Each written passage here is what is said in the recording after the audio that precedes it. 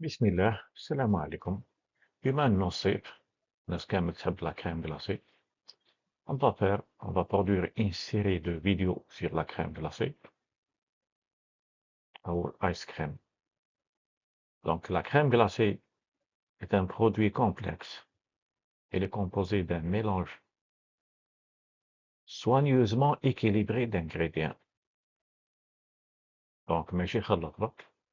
Tout est calculé pour obtenir une texture onctueuse et une saveur agréable.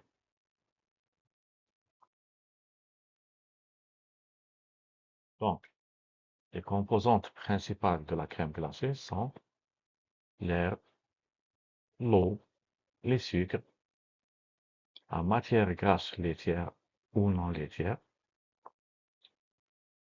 l'extrait sec dégraissé du lait, les colorants, les stabilisants, les émulsifiants et les arômes.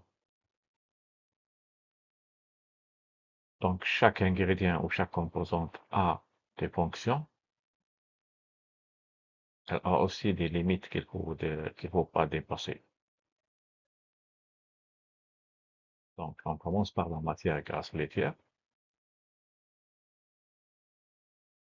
comme la crème, la beurre, le lait entier.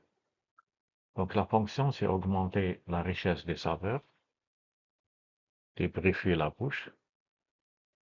Les globules de gras permettent de diminuer la tension superficielle entre l'air et l'eau dans la mousse.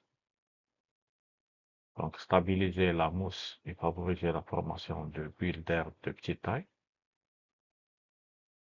Amélioration de la texture, donc l'onctuosité.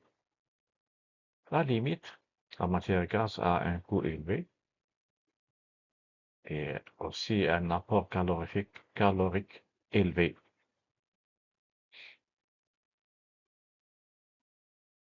Deuxième composante, c'est la matière grasse non laitière.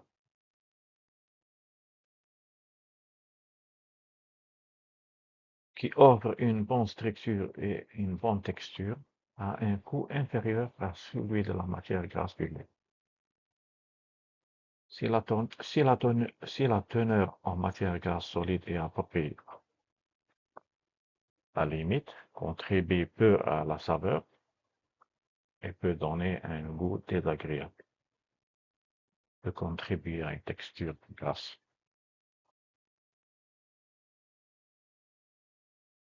Extrait sec dégraissé de lait, c'est les concentrés de protéines de lait et le lactose. La fonction, c'est améliorer le corps et la texture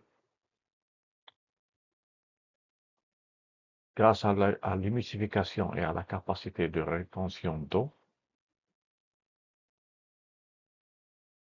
Favoriser le développement du foisonnement.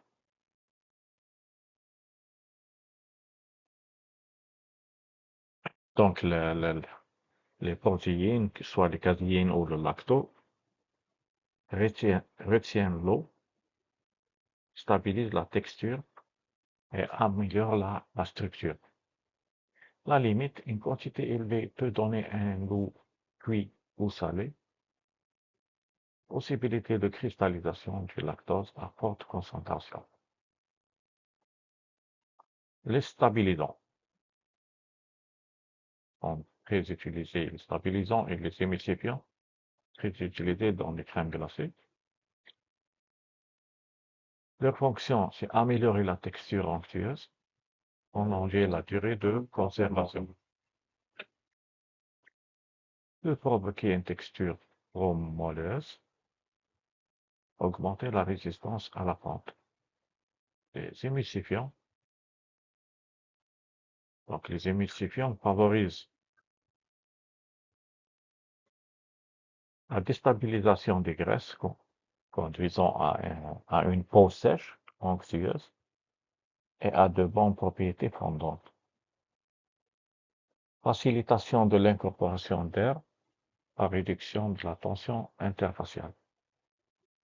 La limite, augmenter le potentiel de baratage du gras. On va parler de stabilisants. On va parler des termes commerciaux, des non commerciaux, pour les stabilisants et les émulsifiants.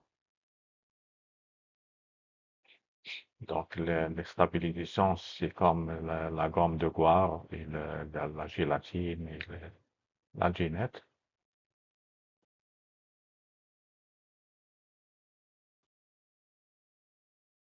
Les émulsifiants sont comme des glycérides, lécithine et le jaune d'œuf.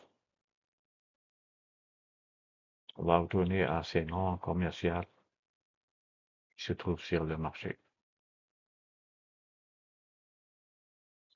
Donc, l'émulsifiant, la limite, c'est augmenter le potentiel de partage du gras.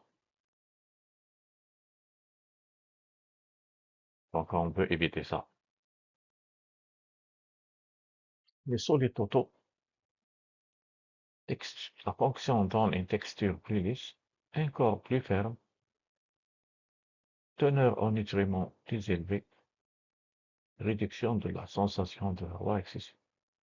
À la limite, corps lourd, réduction de la sensation de froid. Les colorants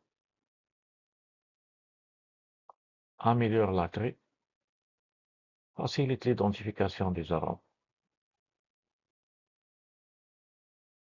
À la limite, teinture artificielle, réaction allergique de certaines personnes au jaune numéro 5 et numéro 6. On va retourner à ça. Certaines consommations n'apprécient pas les colorants ajoutés. Et personnellement, je suis parmi ces consommateurs qui n'aiment pas les colorants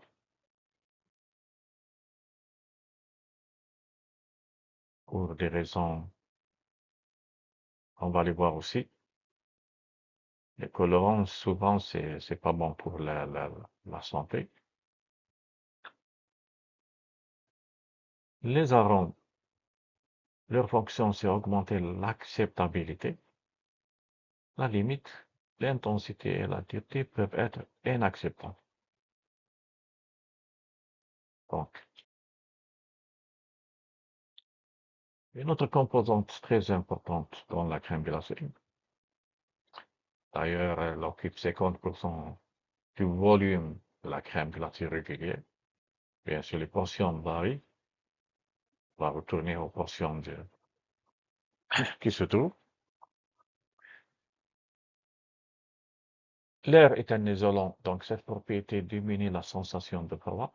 Donc, ça facilite la consommation de crème glacée même à moins 20 degrés Celsius. Ralentit la fonte du produit, donc l'air, aide à ralentir la fonte du produit. Réduit l'effet des chocs thermiques. Texture plus lisse. Il aide à donner une texture plus lisse. La limite, un excès d'air donnera une texture sans cohésion. Un manque d'air donne un produit lourd, mouillé et qui pond rapidement. Une composante aussi très importante est les sucres.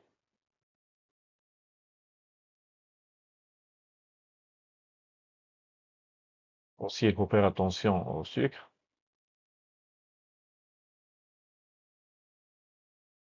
Selon les producteurs de crème glacée honnêtes, ils utilisent bien cette composante.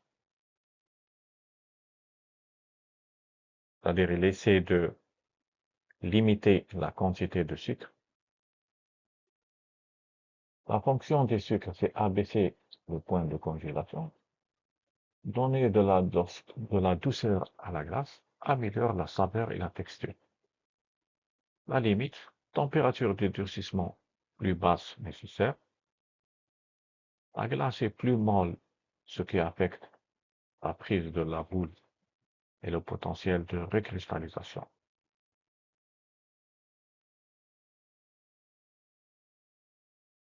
L'autre composante est l'eau. Donc la crème glacée contient environ 64% d'eau.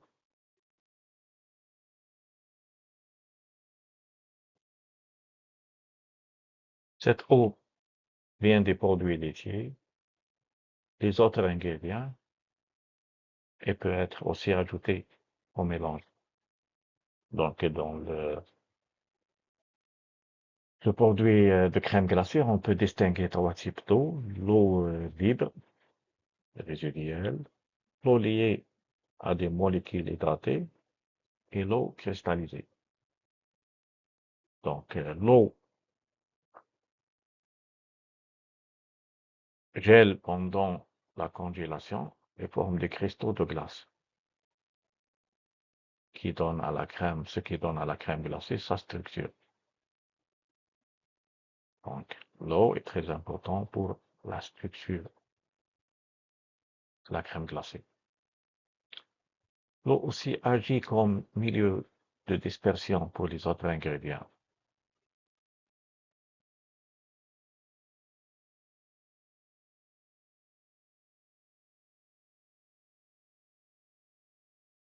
À la limite, trop d'eau libre peut conduire à la formation de gros cristaux de glace.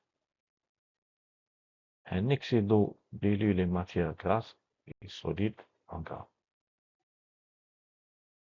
Donc, on a vu les composantes principales de la crème glacée. C'est quoi la fonction de chaque composante et c'est quoi les limites? Si on dépasse la limite, qu'est-ce que ça provoque sur le produit qui est la crème glacée dans notre cas? Donc, dans les prochaines vidéos, on va parler des taux. Combien le taux de foisonnement d'air, les taux de sucre, combien il faut mettre de sucre. On va parler de tous les paramètres avec des pourcentages, donc des chiffres. Et dans une autre vidéo, on va parler troisième vidéo, on va parler de la formulation, des calculs. Il y a deux sortes de formulation simple et complexe. Ici, on ne va pas aller dans la formulation complexe, on va juste donner un simple calcul pour des ingrédients. Donc, j'espère que cette vidéo répond à quelques questions. Si vous avez des questions, vous pouvez m'envoyer des questions. Donc, merci beaucoup et à la prochaine.